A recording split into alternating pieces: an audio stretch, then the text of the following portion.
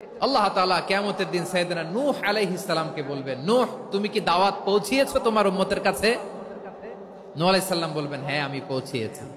এবার নূহের উম্মতকে আল্লাহ জিজ্ঞেস করবেন, এ নূহের উম্মতেরা, তোমাদের নবী নূহ কি দাওয়াত পৌঁছিয়েছে? নূহের উম্মত বলবে, না আল্লাহ, আমাদের কাছে কোনো সতর্ককারী আসে নাই, কোনো নবী টবি আসে নাই, কোনো দাওয়াতও আমরা পাই নাই, আপনারাও চিনি নাই, জান্নাতও চিনি নাই, জাহান্নামও চিনি নাই। নূহ আলাইহিস সালাম বিপদে পড়ে যাবেন। তখন আল্লাহ বলবেন, নূহ তুমি বললা পৌঁছিয়েছো, তোমার উম্মত বলে কিছু পায় নাই। নূহ তোমার কি কোনো সাক্ষী আছে? তোমার কথা আর তোমার উম্মতের কথা তো মিলে না। তুমি বললা তুমি আমার নির্দেশনা দাওয়াত পৌঁছে দিয়েছো, কিন্তু তোমার উম্মত বলে পায় নাই। নূহ তোমার পক্ষে কোনো সাক্ষী আছে? নূহ আলাইহিস সালাম বলবেন, আছে। কে? উম্মতে মুহাম্মাদি। তখন আমরা বলবো, আল্লাহ, আল্লাহর নবী নূহ আলাইহিস সালাম তিনি আপনি যা যা বলেছেন ঠিক তা তা তার উম্মতের কাছে পৌঁছে দিয়েছে।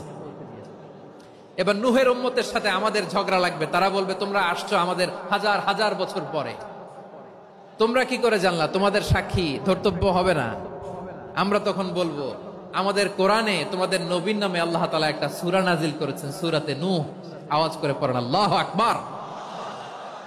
আমরা বলবো, আমাদের কোরআনে তোমাদের নবীর কথা আল্লাহ আমাদেরকে জানিয়েছেন, দিন রাত এক করে তোমাদের কাছে তিনি দাওয়াত পৌঁছেছেন। তোমরা কানের মধ্যে হাত দিয়ে রাখতা, চেহারাটা কাপড় দিয়ে ঢেকে রাখতা, আল্লাহর নবী নূহকে পিটিয়ে ছালা দিয়ে পেঁচিয়ে তোমরা পাহাড়ে তুলে রেখে আসতা, সব আমরা জানি। আমরা যখন বলবো এই কথা, নূহের উম্মত চুপসে যাবে। তখন আমরা সত্য বলেছি কিনা এটা আল্লাহ তাআলা জানতে চাইবে বিশ্বনবীর কাছে। তখন বিশ্বনবী আমাদের পক্ষে সাক্ষী দিবেন। আওয়াজ করে বলেন আল্লাহু আকবার।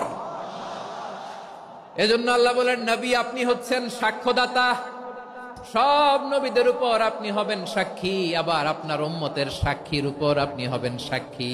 তার মানে নবী গো, কিয়ামতের কঠিন ময়দানে আপনি হবেন রাজ সাক্ষী।